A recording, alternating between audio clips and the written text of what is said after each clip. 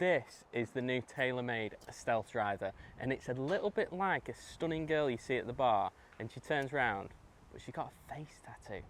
Now, some people may be into face tattoos. For me, I'm not into face tattoos, especially red face tattoos.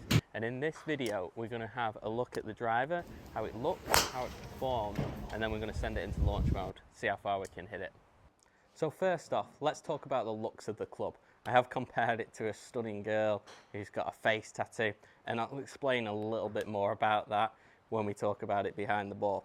So the sole of the club's really nice, really sleek. It's probably one of the best looking drivers that Taylormade have made, but obviously we don't see that when we address the ball. Now, when we address the ball, it's actually, I'd say, probably the best looking Taylormade driver that they've made since before they started making the white versions. I've never personally been a fan of the white head or the little accents of white on the top line. It just doesn't suit my eye. I'm more of a traditionalist. And this Taylormade driver, from address, excluding one thing, looks very, very traditional. You've got the nice little Taylormade logo, the carbon crown, and honestly, it's a very nice looking club at address. However, the one thing that I just don't like is the new carbon face. Not from a feel perspective, we'll get into that, but just from a looks perspective. I know why Taylormade have done it. It's a marketing thing that on the tour, if you ever see a guy using a Taylormade club, you can see the red face and you can recognize it's a Taylormade club. For me, I just don't like it when you set up. I just prefer maybe an off grey or black. Or black would look very cool, which coincidentally you can do on Taylormade. They do a custom clubs where you can customize the colors, the face and everything, but you're looking an extra few hundred pounds or few $100 to do that. So personally, I wouldn't do it. It just spoils it. Like I said, it's like that girl that you see, she's stunning, but she's got a face tattoo. Not for me. Some people, don't get me wrong, are gonna love the look of this. They are going to put it down, they're going to love the contrast. And I'll be honest with you, if you're somebody who doesn't use a lot of loft, then you're not going to see a lot of the face. Like the tour guys, 7, 8, 9 degrees, they're not going to see a lot of the face. For me, I loft up, I use 10, 11 degrees sometimes, and you do see a lot of that red face. And for me, it's just not a look I like. But if it performs, then looks are only one thing. This club is obviously creating a little bit of a stir with the new technology in it. What Taylormade have done is they have put a carbon face. Obviously drivers usually use titanium on the face, so this is what Taylormade are calling the new carbon wood era. Much like metal woods and titanium revolutionized driver performance, this is what Taylormade are saying this carbon face will do. So the idea is that because it's carbon, it's lighter. Now, we've all been used to carbon fiber tops on drivers or crowns. The problem is they're quite thin, so you couldn't make a face out of them. What Taylormade engineers have managed to do with this is make a face with 60 layers of carbon that's designed to withstand hitting lots of balls at high speed. Now, with this carbon face, what it allows is to remove weight for the face and then move it back into the club head. That creates a higher stability for the club head or moment of inertia. So in theory, off-center hits are going to be a little bit more stable. And as well, with more mass behind the club, we should see higher ball speeds, especially off-center hits.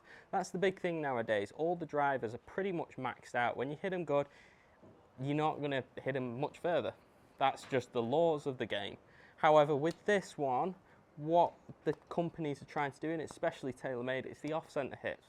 In theory, if we can move more mass behind that face, those off-center hits, we're going to get less wobble in the face, hopefully a little bit more stability. That's the idea behind it. Whether it works, let's see. Let's hit some shots and let's see.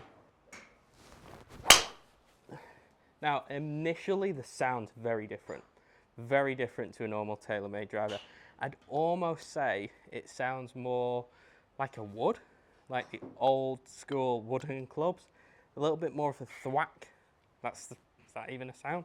I don't know. It sounds very different. Performance-wise, I know I'm not swinging great. Let's have a look on the monitor. Ball speed, 158.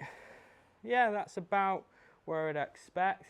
Flight was okay. Spin 2-1, pretty decent. Now I have lofted it up a little bit to 11 degrees. Yes, 11, because I don't spin the ball a lot. Let's hit another one. So feel, initial one, pretty good. Now that was a little bit heely, so I'd expect a little bit of a cut maybe. But do you know what? Stayed pretty straight, pretty decent. So I mishit that. What's it saying? 274, 158 ball speed, 2000 spin. Decent. I'm using real balls here, not range balls. Got Pro Vs. So let's hit another couple. Like, that's pretty impressive, to be fair. Like I say, I'm not swinging it great. Let's see. So another couple.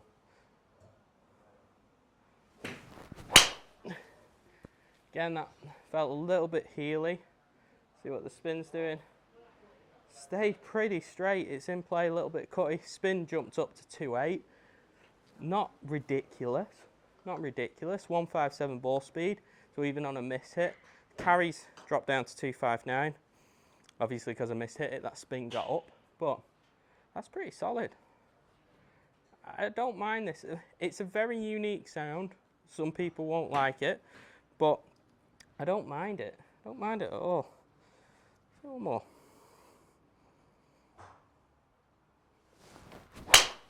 Again, a little bit off the heel. I'd expect a jump in spin there. It's cut, which I'd expect 258, 155 ball speed, 2.8. So what we're seeing is what Taylormade have said. Now what they've said is it's more consistent off miss hits. Now I've not hit the middle on any of them.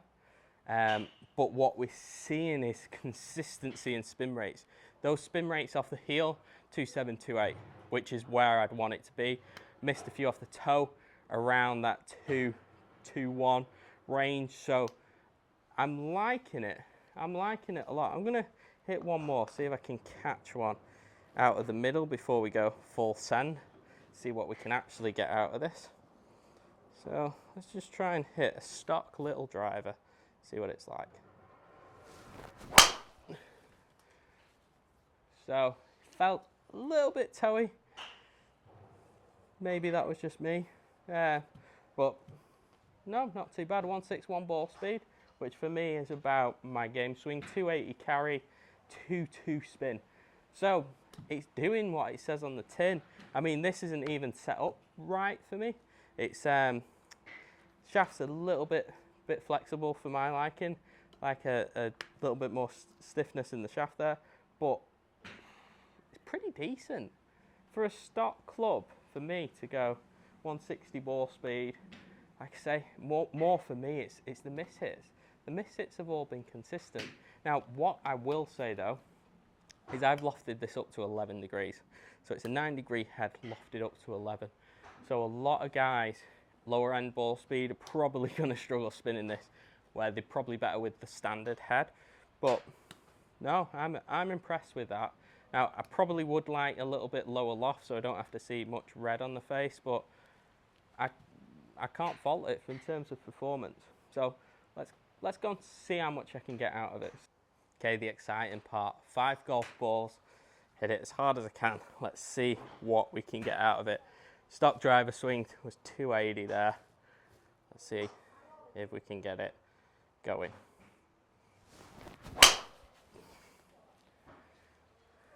What we got out of that?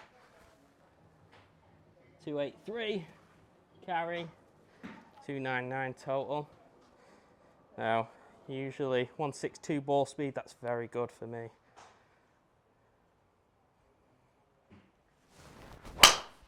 Not my best swing there, lost my balance, but again, we tee up 160 ball speed, 283 carry, consistent.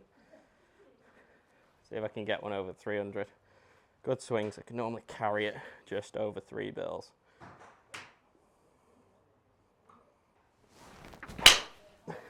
not with a swing like that. Let's ignore that one. Still went 260 on a miss hit carry. Not too bad. Okay, see if I can get the magic. I know my driver, I can get 300 out of it on the fly. Can I do it with a stealth?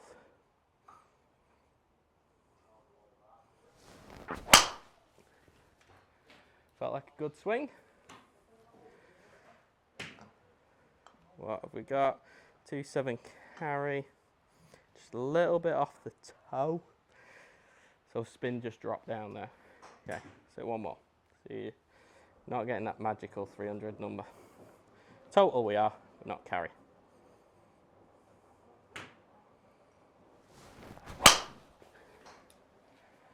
Last swing, what do you get out of that? 280, 162 ball speed. So it's right where I'd expect. I don't think it's some magical unicorn. It's not that. It's a very, very good club. Whether you're going to see much improvement from the sim to this, I don't know. Maybe if you've got a driver that's a few years older, definitely. It's worth hitting if you're in the market for a new driver. So let's go over all the numbers and give my final verdict and see if this stealth is worth buying or not. So we've hit a few shots. Let's go through the verdict. I'm going to look at the stock swings just because the launch mode was just a bit of a fun. We got 283, the most carry.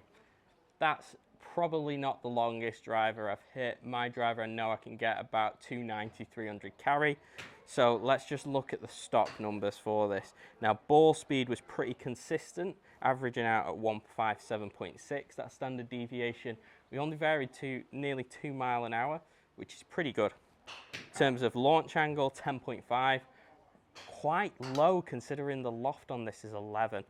But within less than a degree standard deviation, so we're not getting much variation, which Taylormade said. Now the spin rate, 2.4, which is a number that I like. And then again, the standard deviations, 326 revs. So we're not getting a huge variation, which is exactly what Taylormade said the driver does. So good start. And then carry, we all like to know the carry, 267 on average, 285 total, which is about what I'd expect to hit with driver. So it does pretty much exactly what it says on the tin.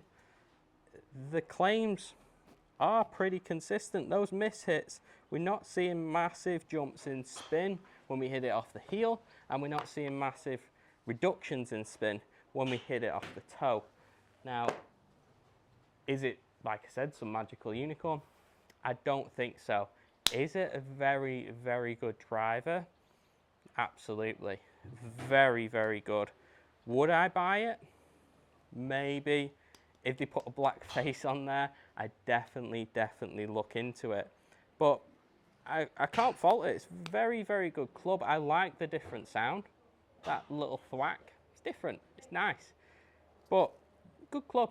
Yeah, I'd highly recommend it. Highly recommend it. I think one thing is worth noting is that if you are a low speed player, then I definitely look at the standard version. This one with the weight track forward, the plus, is pretty brutal in terms of spin. I'm, for an average player, fairly high speed. I can't get this to spin. I've got to go up to 11. So that is one point to consider. But overall, I definitely recommend trying out the Stealth Driver.